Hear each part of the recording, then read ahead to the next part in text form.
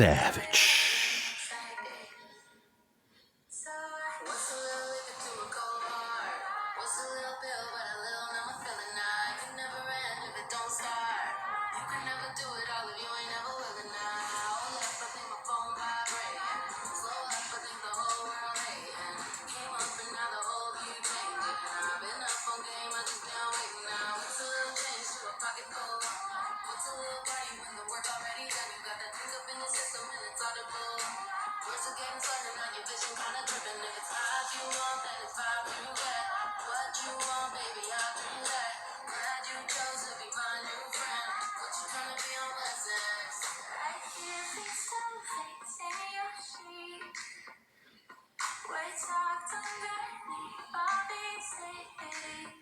Savage.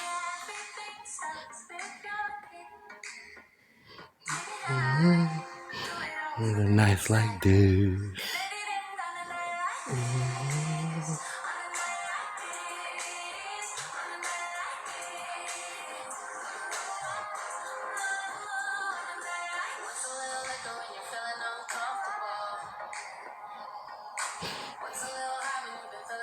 Like a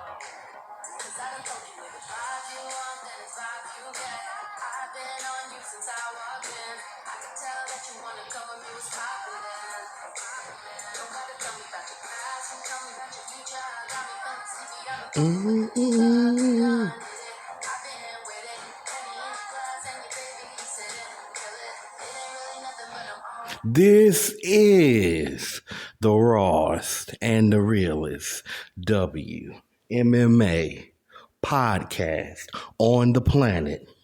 This is Savage WMMA Fan podcast number 17. Let's go. Manon Fariot versus Tabitha Ricc. Look, I'm gonna be straightforward, y'all. This girl about to get her ass whooped. Yeah, that's pretty much what's about to happen in this fight. Now, hey, sometimes miracles do happen. Savage, he's open-minded, but it looked like a can of whoop ass is about the only thing that's about to happen for Tabitha Ricc. I mean, I know a lot of people. They like, why y'all on this motherfucking Manon Fariot train and because that French woman can fight her ass off. That's why, okay? She really strong. She's strong, okay? And her all-around game is pretty sharp. And I think Savage thinks that the newcomer has a new level of pain called Welcome to the UFC. You know, it's kind of fucked up in a way because it's kind of like, yeah, you can get a contract and you're going to get a check at the end of the fight, but after you wake up, though, you know what I'm saying? Like these motherfuckers coming in and they getting their ass whooped. I mean, bad. I don't know, do the men get it worse or the women? But like by observing mostly the women of late, man, whoever that is coming at short notice, it's a short amount of time. They gonna get their motherfucking ass whooped. It is what it is, you know? But at the end of the day, I mean, whether it's grappling, whether it's motherfucking kicks or striking, like, I mean, it seems like such a nice girl, you know? Seems like somebody you see on one of those, you know, modern, you know, fucking primetime sitcoms or something. You know what the fuck I'm talking about? Like, seems like she didn't do anything to deserve this ass whooping besides agree to it, which, man, that pretty much is the perfect excuse for them to let it happen. So anyway, I mean, she got some grappling game.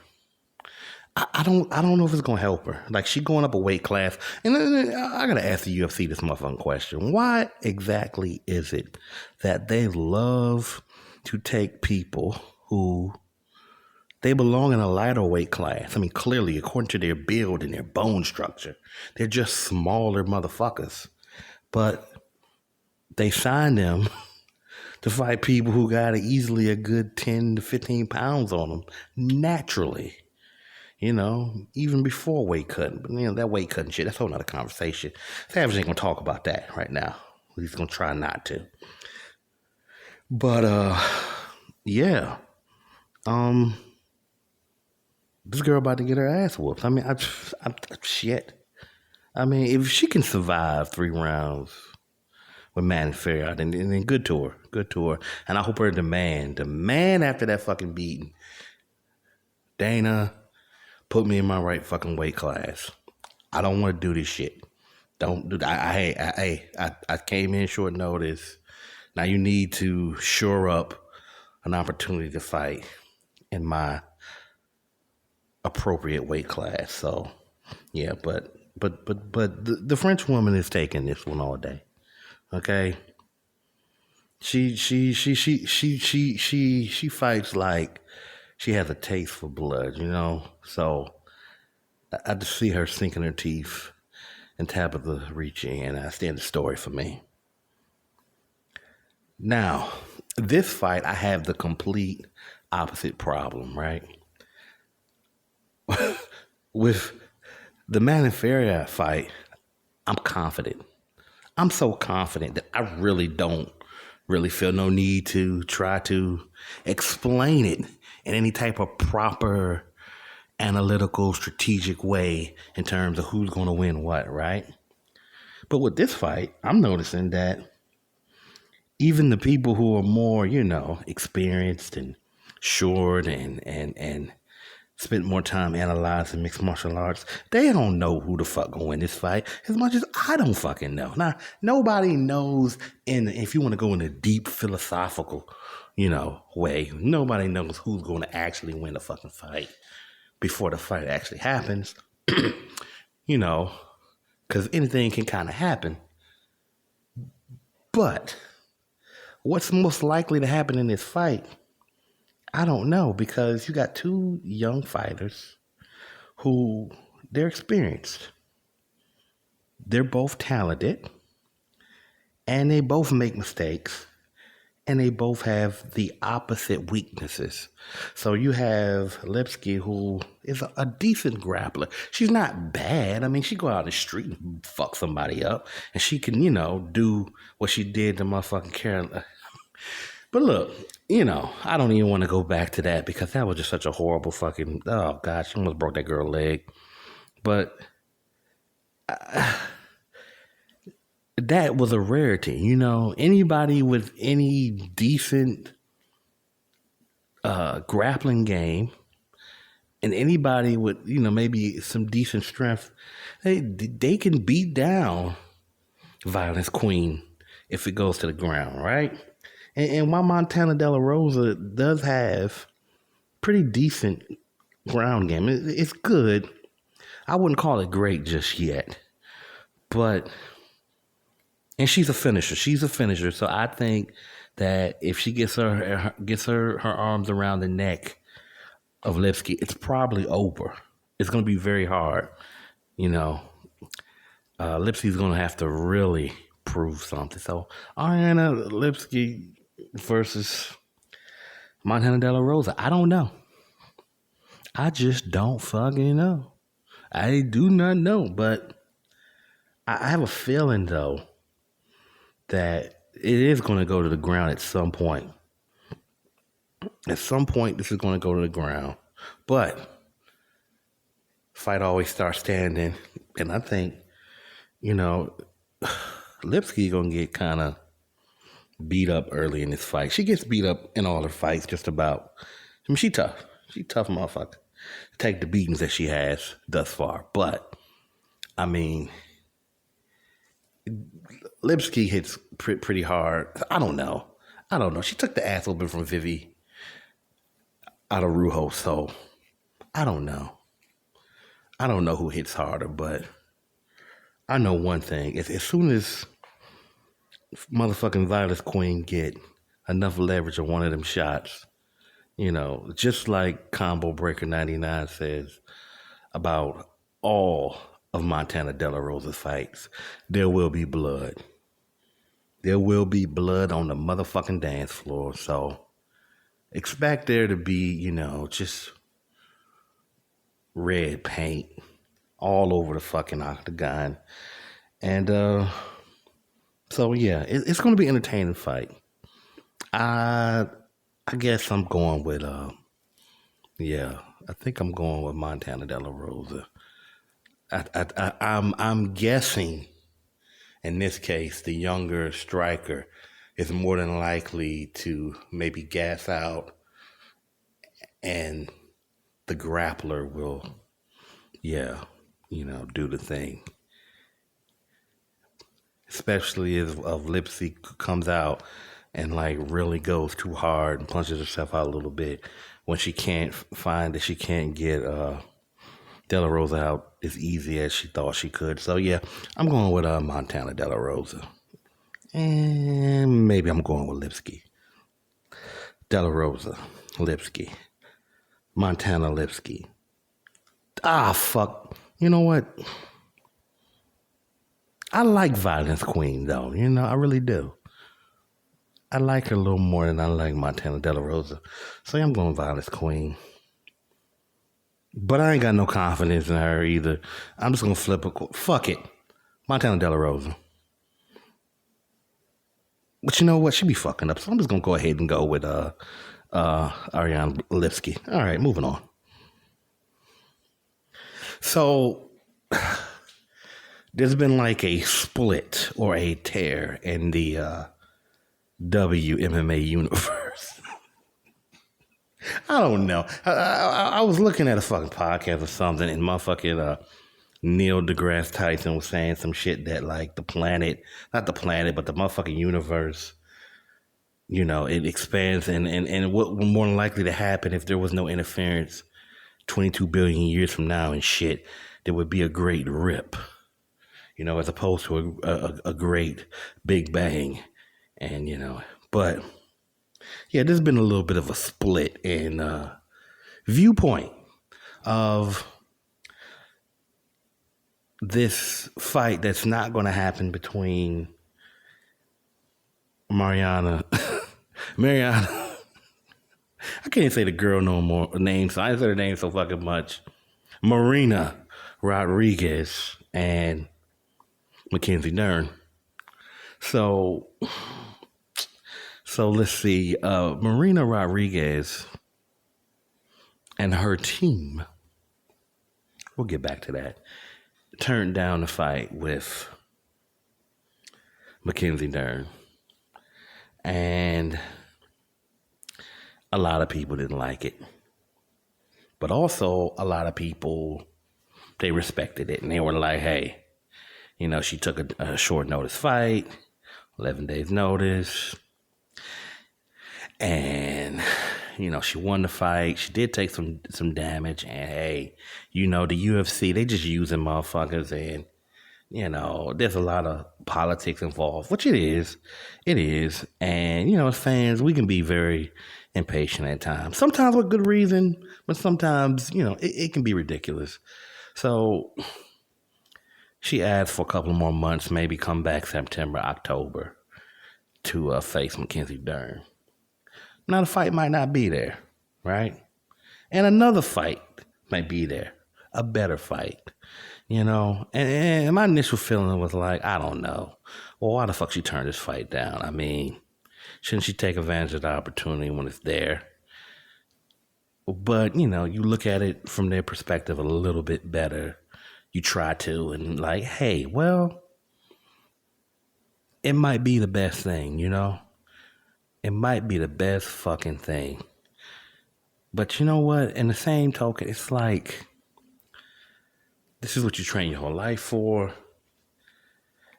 Aren't you supposed to fucking stay ready?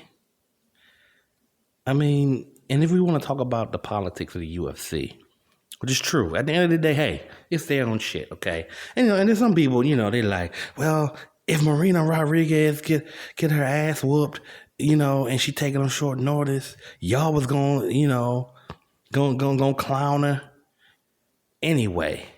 And I'm like, well, right, because if she took it 3 months later and got her ass whooped, I was going to clown her because I'm not a fucking fan of Marina Rodriguez. So the way that the Savage reacts to a motherfucker getting their ass whooping, that don't necessarily change with the time frame. You know what I'm saying?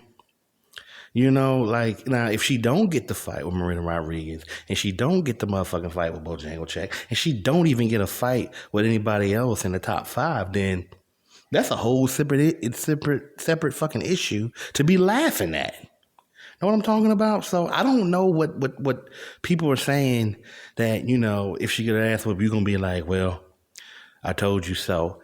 I basically felt that she was going to lose the fight regardless because she ain't got no fucking ground game. How's she going to be a fucking champion? She ain't got no takedown defense. And she ain't got no motherfucking ground game. And how the hell is she going to figure it out in 2 months? Is she really going to be that much better of a fucking mixed martial artist? I don't know. Maybe her takedown defense will get better. Maybe she'll become a fast striker. You know, she'll just become a fast, or maybe she'll catch somebody. I mean, that's a possibility. The Savage understands this, but I don't know. Am I so upset that the fight isn't potentially happening sooner? Because I just have an issue with fucking Marina Rodriguez and her team and their attitude. And I know some of you think, yeah, what attitude? She like, okay, all right, fine. You ain't gotta fucking believe it. You ain't gotta believe it. You ain't gotta see it the way to see it. But based on what I've been seeing, okay, don't seem like an individual that, you know, I want to root for. Okay, this is what fandom is about, you know, and this is about like a holier than thou type shit. It's more like, this is my opinion. This is my perspective. You don't like it? Get the fuck on with it. You know? Like, half of these motherfuckers, they don't even make videos. They don't. And I'm not saying that it's everybody's job to make videos, but goddamn, if Marina Rodriguez is fucking up and I see it, and maybe because I'm a little older, you know, and I fucked up, you know, and I'm looking at the position that these motherfuckers are in, and I'm like, you know, you're in the middle of a fucking situation where you got to get when the getting is good. And if you're not going to take the fight, maybe you need to promote more, or maybe you need to keep this shit in people's minds more. Like, maybe you need to pay somebody who's actually going to do their fucking job. I'm telling you, that's why 99% of the motherfucking fighters are broke. And I know it's a deeper issue. I know it goes much fucking further than just not taking fights and injuries. I know it's much deeper than that. But if ain't nobody going to do anything about it, they ain't going to fight it, then what the fuck? Motherfuckers still spending money to see your fights. Give a motherfucker the one to pay. Give a motherfucker a reason to support you. Fuck.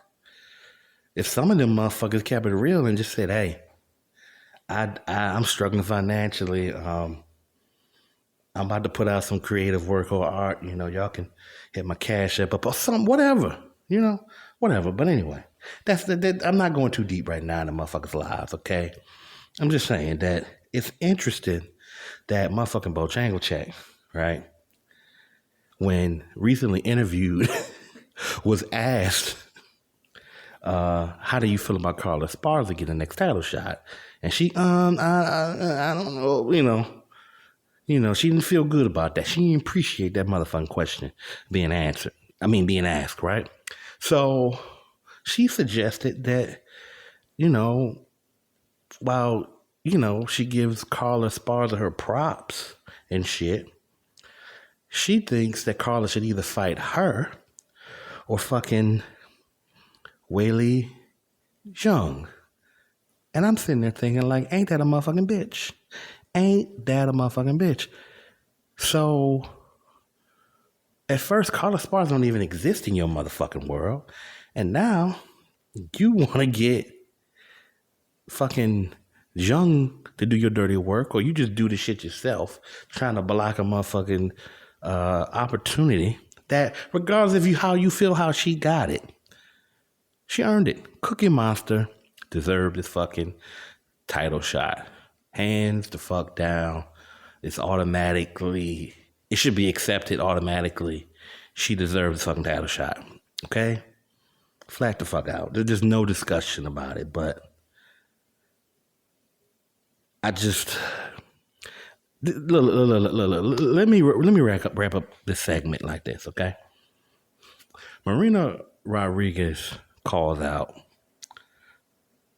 Bojangles. Marina Rodriguez is rejected by Bojangles. Quiet as kept, Mackenzie Dern was rejected by Bojangles too. And now Marina Rodriguez has rejected Mackenzie Dern. You know, it's terrible. It's fucking terrible. It's horrible. You know, Ultimate Duckers Championships. And, you know, people say, hey, it's about integrity and it's about motherfucking getting to the top and all that shit. But, well, that might be true, you know, for some fighters. For some motherfucking fighters, I can believe that things can coexist. Like, you can make a decent bag and you can still have your integrity as a fighter and all that shit. But, you know, a lot of these same fucking strawweights and a lot of these fighters in general, if it was $150,000 to show and $300,000 to win, we'll be seeing some more short notice fights. And that's all this fucking savage is gonna say about that shit. And I'm done with it. For today. Fucking Dana White. Motherfucking punk ass Rocky Mountain Head ham and cheese eating pork belly bitch. All right. Norma Dumont recently won an entertaining fight between her and Felicia Spencer. And I got a lot of respect for Norma Dumont. I really do. Because unlike a lot of motherfucking fighters, she's honest. She's really fucking honest. Like, she just says what the fuck she says, and that's it. Like, she don't necessarily say a lot, but from what I've been reading, I'm like, okay. At least she's honest about it, okay? I was a little disappointed that, you know, she kept trying to fit her ass into 135 pounds. I'm like, no, you can't fit that ass into 135 pounds. You're a 145-pounder girl. It's just what it is.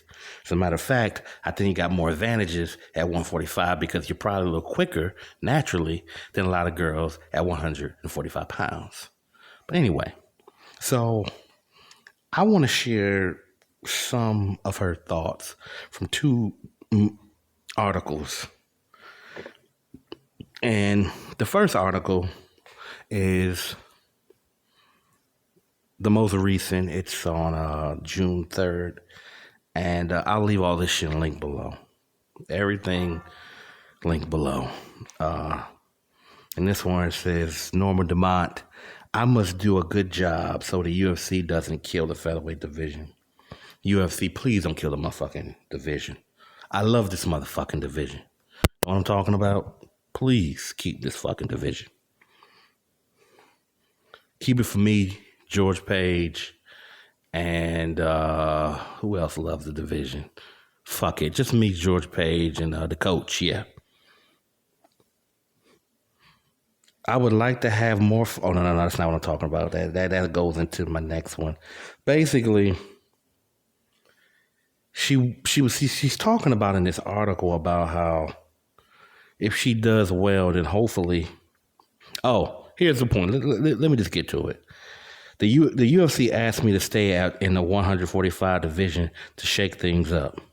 Now, they told you to stay there because you can't really fight in the other fucking division and it affects shit and fuck up fights. Anyway, I would like to have more fights before I face Amanda Nunes. But I believe I'll probably fight Amanda with 2 more wins at 145. I won't have the time I wanted to mature, so we'll have to speed up the process and evolve. More on that later.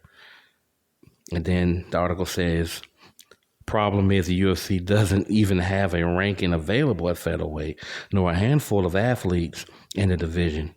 That's why, according to Dumont, the company insisting on her on having her compete at a heavier weight class. The UFC requested that so they won't close the division, Dumont said. If I go down, they will probably close the division because there will be no one left as a potential contender for the belt. Based on our conversation, they will probably bring someone from 135 to fight me. So hopefully they just bring in some real motherfucker 145 pounders. But I like the fact that Norma is staying there. And I like that she's being a good fucking girl, so to speak. And just fighting at the weight class that she's designed for, you know? I really respect that. But more than that, and I know she used to fight at 135 pounds, but again, the Savage just keep reiterating the fact that that's over. All right. But this is what I really gave her props for. This was something totally different. Totally motherfucking different than all the other shit that, I don't know, motherfuckers be saying. In this next article, Norma Dumont won't challenge Amanda Nunes before she's ready to avoid 5 rounds of beat down like Felicia Spencer. I respect her for this, you know. I think the much desired title shot must come when you're ready, Dumont said in an interview with MMA Fighting. I don't consider myself to be ready.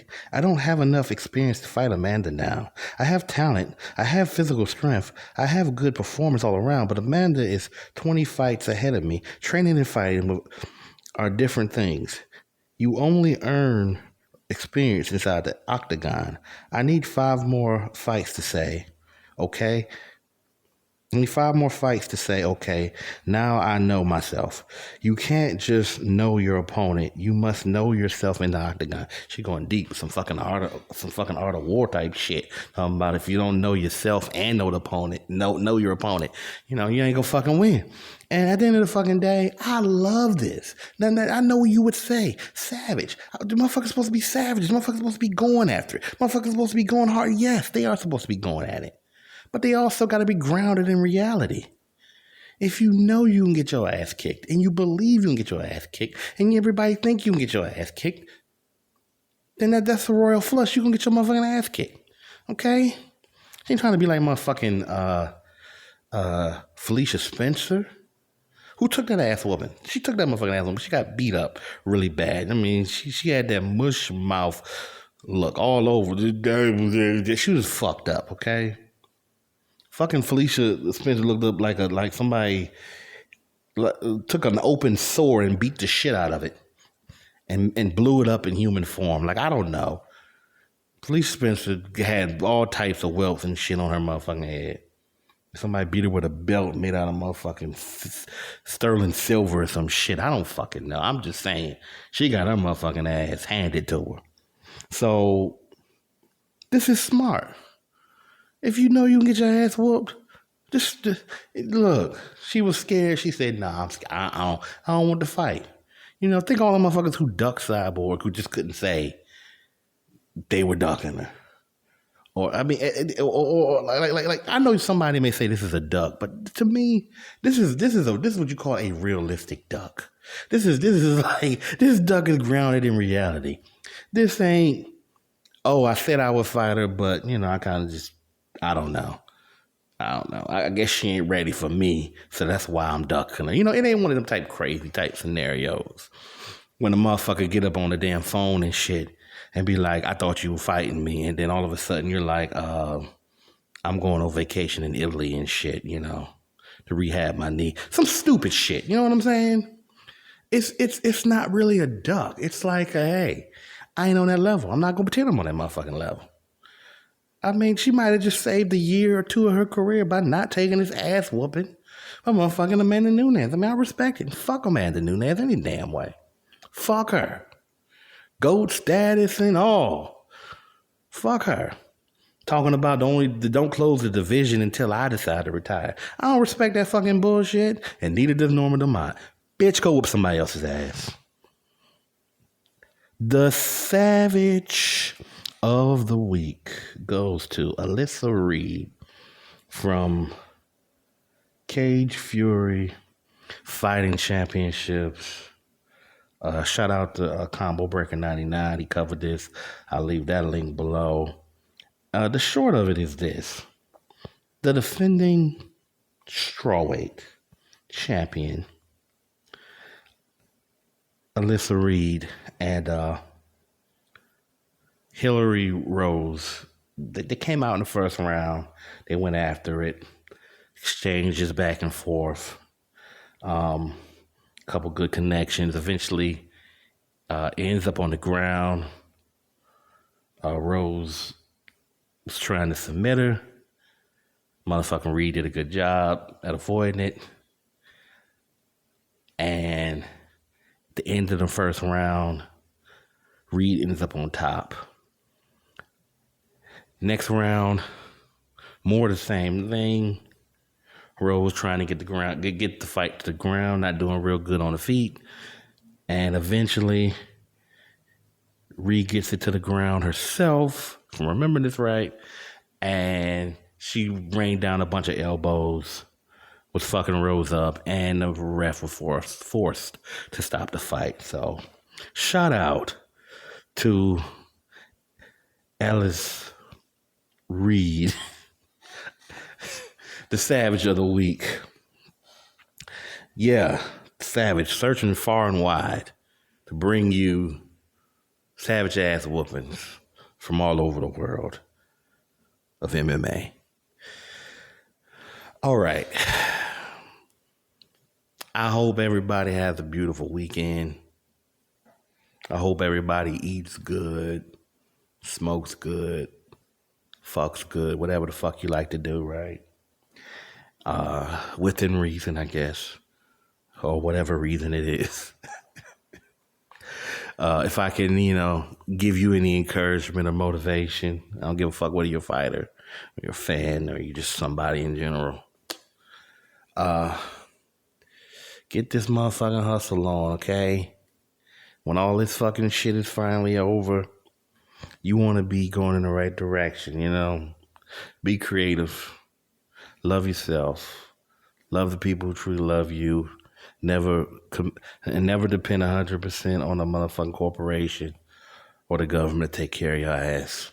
This is the rawest and the realest WMMA podcast on the motherfucking planet. This is Savage WMMA Fan, and I'm out.